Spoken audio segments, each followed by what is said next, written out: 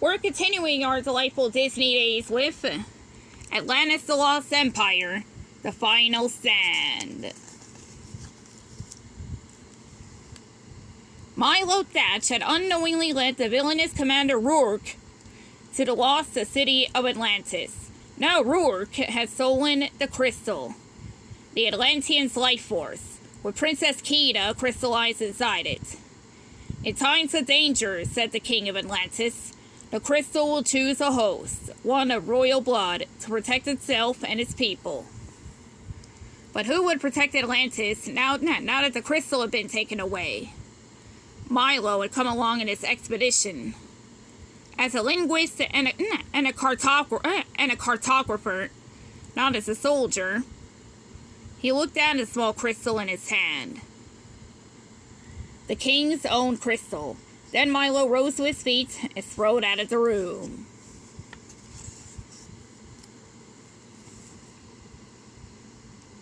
Outside the palace, the expedition crew and the Atlanteans watched as Milo climbed onto an Atlantean-sewn fish vehicle.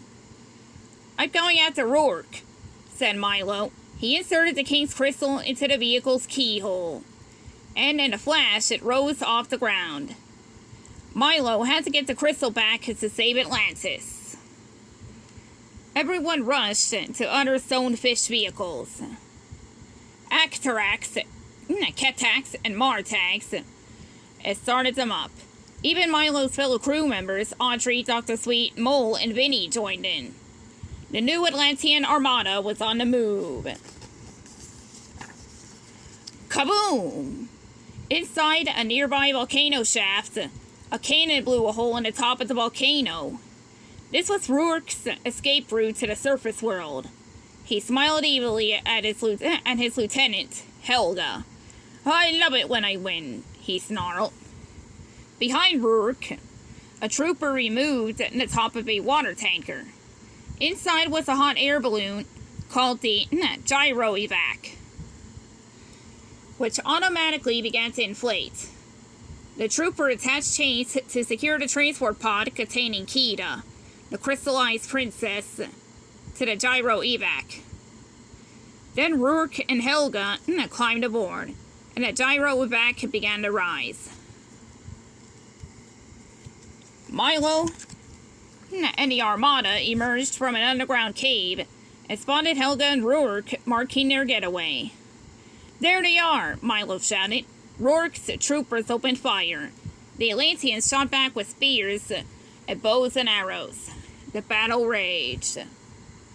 Then Vinny accidentally leaned on a button on his Martag. Out shot a laser beam, taking out one of the troopers' trucks. "Okay, now things are getting good," Vinny shouted. Audrey, Dr. Sweet, and Mole veered away from the battle. They couldn't let Rourke escape with Kida. They guided their Martag until it hovered under the princess pod. Then Audrey scrambled up and tried to saw through the chains, but they were too thick.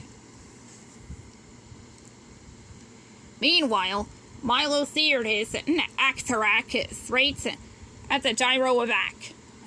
Rhyme. When he was a few feet from the balloon, he leaped through the air, barely catching hold of the netting that covered the gyro-evac. At the very same moment, his Actarac, now without a driver, ripped a large hole in the balloon. "We're losing altitude!" Rourke cried. He had to lighten the load. When Helga's back was turned, he pushed her over the side. Helga grabbed the railing and swung herself back up, but Rourke managed to toss her out of the gyro-evac again. This time for good. "Nothing personal," Rourke called out to her. Seconds later, Milo swung down from above, knocking Rourke off his feet, but Rourke recovered quickly. "You're a bigger pain in the neck than I would have ever thought possible," he said. He kicked Milo through the side railing. Luckily, Milo caught hold of the chains that held the princess pod. Suddenly, a flare tore into the balloon, setting it on fire. On the ground, Helga lowered her flare gun. "Nothing personal," she echoed. Rourke grabbed an axe from the emergency casing and a gyro back and climbed down after Milo. Rourke swung the axe. Milo ducked. The axe struck the pod, shattering the window. Desperately, Milo plucked out a shard of glass that glowed with the crystal's energy. Dennis Rourke grabbed Milo by the throat. Milo slashed Rourke's arm with the shard. Rourke's grip loosened. A blue light shot up in his arm, changing its flesh to crystal. The crystal recognized Rourke's evil, turning him an angry red, then black. Then Rourke hardened into a crystallized statue. When he got in the way of the gyro-wabac's massive spinning blades, his crystalline body shattered. Then Milo heard a snap. The chains had broken, and the princess pod plunged to the ground. Milo jumped down after it. He pushed the pod out of harm's way, only seconds before the gyrovac crashed to the ground and exploded. The force of the explosion reached underground. The volcano was going to erupt. They had to get out of there. Quickly, Milo wrapped one end of a chain around the pod, while Audrey and Vinny attached the other end to the back of their Martag. They outran the fiery lava and raced back to Atlantis. In the center plaza of Atlantis, Audrey gently lowered the princess pod to the ground. Milo began to pry it open with a spear. Suddenly, the walls of the pod flew off. Kita hovered in the air, glowing with the life energy of the city.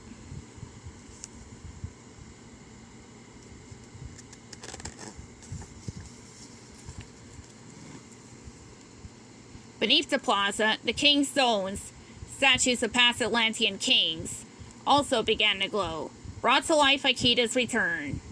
They pushed up through the ground and rose to encircle Kita in the air. They whirled around her, faster and faster. Beams of light shot from her body. One by one, the beams of light fell on the stone giants that lay throughout the city. The guardians rose like people waking from a long sleep. They formed a ring around Atlantis.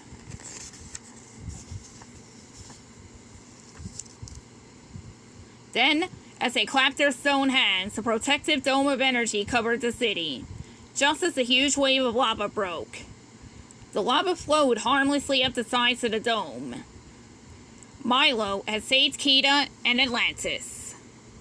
The lava cooled, cracked, and fell away. Above the plaza, Kita's glow faded. Her crystalline form dissolved.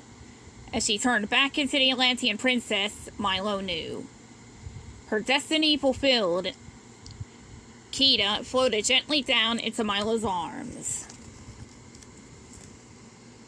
"Milo," she said weakly. Milo just smiled and held her tightly as the steam cleared to reveal a beautiful new Atlantis. The Atlantis of the past and of their future together. The end.